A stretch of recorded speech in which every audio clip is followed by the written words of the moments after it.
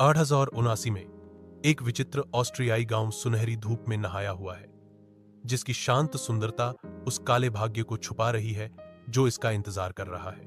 गांव के शांत मुखौटे के बीच एक छाया तब उभरती है जब युवा एडोल्फ हिटलर दुनिया में प्रवेश करते हैं।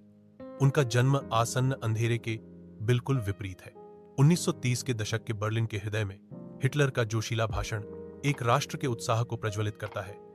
उसके शब्द वादा की गई महानता की एक टेपेस्ट्री बुनते हैं। उसका राष्ट्रवादी जोश सभा को जकड़ लेता है। फिर भी करिश्माई मुखौटे के पीछे उसकी निगाहों में एक भयावह क्रूरता छिपी है।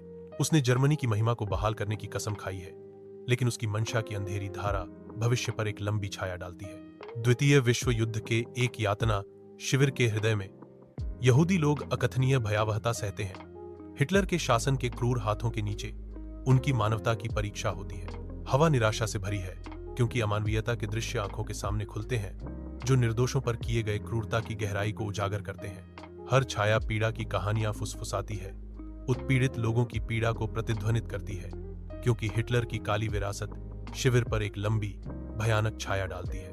हिटलर के बंकर की उजाड़ गहराई में वर्ष 1945 एक ढहते हुए साम्राज्य का गोधूली बेला है।